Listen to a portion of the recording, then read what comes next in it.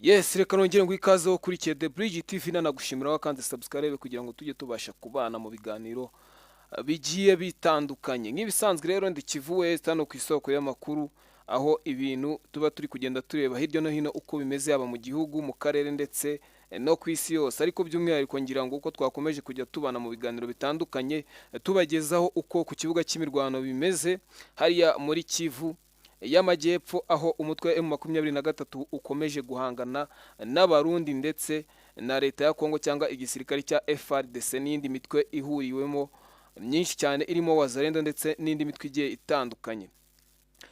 Tumaze kumenya rero yuko M23 yageze muri Uvira, yahafashe bidasubirwaho, nubwo tutarabona amatangazo ya M23 nk'uko isanzwe ibigenza iyo imaze gufata imijyi, nk'uko yafashe Goma igahita ikoresha inama cyangwa inteko y'abaturage imenyesha ko umujyi warangije gufatwa cyangwa wabohowe, nk'uko bagunda gukoresha ijambo ryo kwibohora cyangwa kubohoza umujyi wari waraboshywe. Ubu ngubu bivuga yuko nyuma yuko M23 ifashe Uvira, abarundi bahise batangira guhunga berekeza mu gihugu cyabo nyine, nk'uko byakomeje kujya bigarukaho.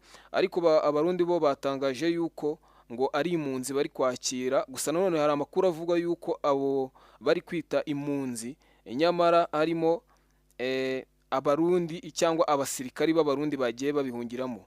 Ni ukuvuga ngo igisirikare cy'u Burundi cyangwa leta y'u Burundi yatangaje yuko yakiye impunzi zigera ku bihumbi 20 zivuye hano mu gihugu cya Kongo nyine, aho imvururu ziri kubera muri Uvira, kugira ngo M23 ifate aka gace ka Uvira. Urumva ntabwo habura kuba habayemo indwano zikomeye cyane. Rero hahunze abantu benshi bagana mu gihugu cy'u Burundi bagera ku bihumbi 20, ari nabyo leta y'u Burundi yatangaje ko yakiriye. Gusa bikaba bivugwa yuko harimo n'abasirikari nyine bagiye bava ku rugamba babona ibintu bikomeye bagahungira muri iki gihugu cy'u Burundi cyabo n'ubundi baturutsemo, cyane yuko twagiye tubona abarundi bagiye bategurira bimwe mu bitero ariya mu ntara ya Kibitoki cyangwa no mu Bujumbura, bakagerageza kuza kubitera muri Kongo bahanganye n'uyu mutwe wa M23, hanyuma M23 ikabasanga iwabo ariho igiye kwihorera cyangwa nabo kubasubiza, hagapfiramo abarundi bagiye batandukanye harimo n'abasivile nk'uko twabikarukagaho mu minsi ishize. M23 rero yafashe Uvira, yego ntibiratangazwa nk'uko dusanzwe tubibona, gusa hari icyo tugiye kureba cyangwa ibimenyetso bifatika byerekana yuko M23 yamaze kugera muri Uvira. Ese abantu bari kwibaza kuba abarundi ndetse na FARDC batsinzwe ubundi ni ukubera iki? Ibi bintu byagenze gute?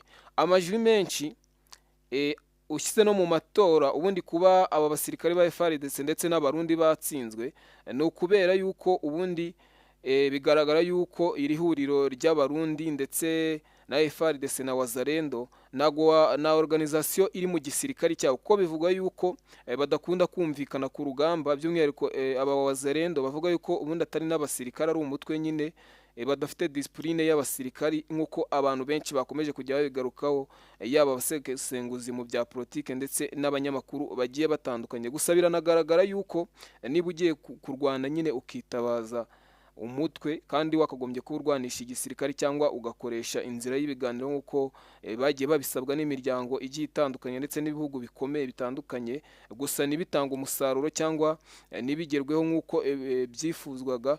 Niyo mpamvu ngo dushobora kuza kubona ahubwo Kinshasa yose iri mu maboko ya M23.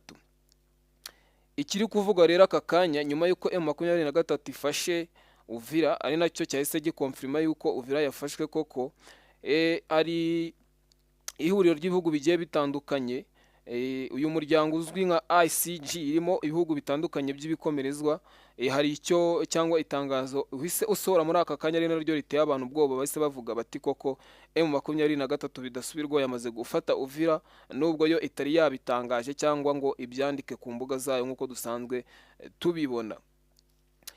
Iri huriro cyangwa uyu muryango ugizwe n'ibihugu byinshi bigiye bitandukanye birimo Leta Zunze Ubumwe za Amerika, Ububiligi, Ubufaransa, Denmark, Ubudage, Ubuholandi, Ububiligi, Ubwongereza ndetse nyine na Denmark nk'uko twabigarutseho. Ibi bihugu byose ngira ngo ni umuryango mpuzamahanga w'impuguke mu mikorere mu karere k'ibiyaga bigari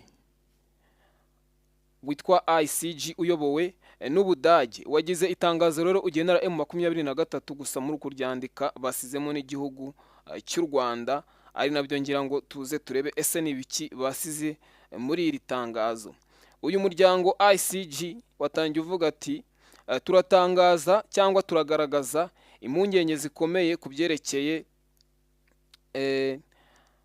no kwiyongera kw'imvururu mu burasirazuba bwa Repubulika Iharanira Demokarasi ya Kongo, kandi turagaragaza impungenge ku bitero biherutse guterwa muri Uvira bitewe na M23 ishyigikiwe n'u Rwanda. No kuvuga ngo iki gitero bavuga cyatewe muri Uvira ni kuri iri joro nyine ubwo M23 yateraga muri Uvira iri gufata aka gace nyine ka Uvira.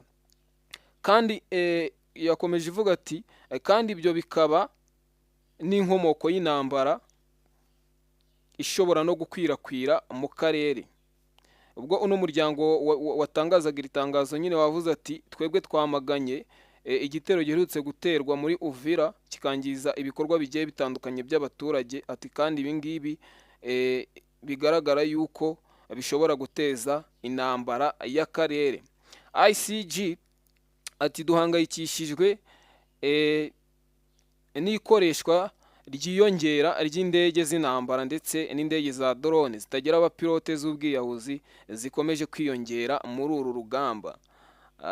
Bagaragaza yuko nyine muri uru rugamba hakomeje kwiyongeramo ibitwaro cyangwa ikoranabuhanga rikomeye ririmo nk'indege z'intambara ndetse n'izitagira abapilote iz'ubwiyahuzi muri iyi ntambara nyine bigaragara yuko ino ntambara ikomeye muri ubu burasirazuba bwa Kongo.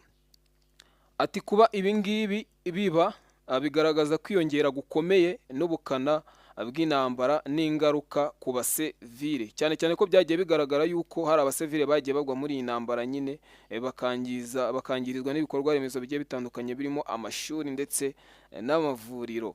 ICG kandi turasaba M23 na RDF igisirikare cy'u Rwanda guhagarika ibikorwa by'intambara cyane cyane muri Kivu y'Amajyepfo. Ati kandi turasaba RDF gukura ingabo zabo mu burasirazuba bwa Kongo nk'uko bisabwa n'icyemezo cy'ibihumbi 2773 cy'inama y'umutekano y'umuryango w'abibumbye. Ati ikindi turasaba M23 kubahiriza ibyo biyemeje mu masezerano y'amahame i Doha ku itariki 19 Nyakanga uyu mwaka wa 2025 basinye nyine i Doha. Ngira ngo murabizi ko hari amasezerano menshi bagiye basinya hagati y'igihugu cya Kongo ndetse n'uyu mutwe wa M23 agerageza kugira ngo habone ko turebe ko twabona agahenge cyangwa se umutekano nyine muri iki gihugu cya Kongo, ariko n'ubundi bigakomeza bikanga. ICG kandi yakomeje isaba impande zose kubahiriza inshingano by'umwihariko izirengera abasivile n'izi ngizi nyine z'icyemezo cy'ibihumbi 2773 cy'inama y'umutekano y'umuryango w'abibumbye, kubaha kandi ubusugire bw'imipaka no kubaha amasezerano ya Washington basinye ku itariki 4 Ukuboza uyu mwaka wa 2025 i Washington ubwo bari bagiye gusinya nyine nibyo yakomezaga kubasaba kubahiriza.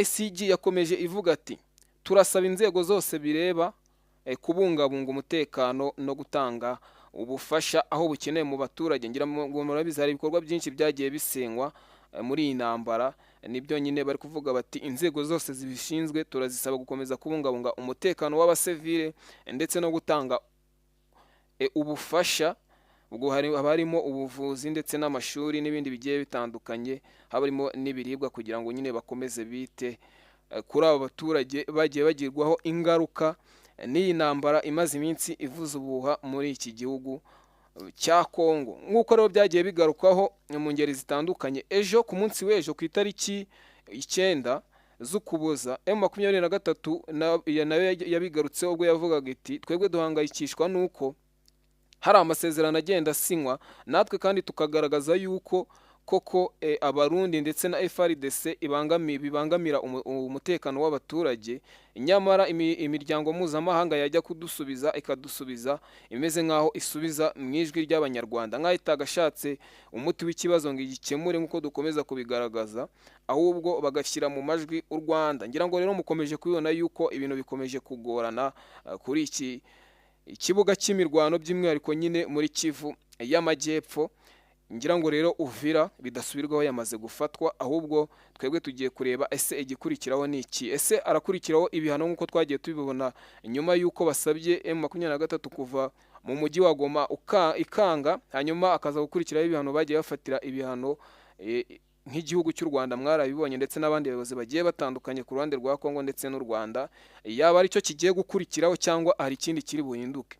Wowe icyo usabwa rero ni ukudukurikirana, ni ugukomeza kureba uko bimeze hano ku kibuga cy'imirwano, ndetse n'andi matangazo agiye atandukanye agenda atangwa n'imiryango mpuzamahanga ndetse n'impande zombi zihanganye, yaba Abarundi, M23 ndetse na FARDC. Amatangazo yo aba ari menshi cyane ko bakomeje kujya bagaruka bavuga bati iyi ntsinzwi ya Kongo ndetse n'Abarundi twayishinja Wazalendo kuko na discipline bafite ku kibuga cy'imirwano cyangwa na tactique za gisirikari bafite, ahubwo basa nkaho ari abashumba nk'uko abantu benshi bagiye bakomeza kubigarukaho. Mukomeze mudukurikirane rero, turi isoko y'amakuru.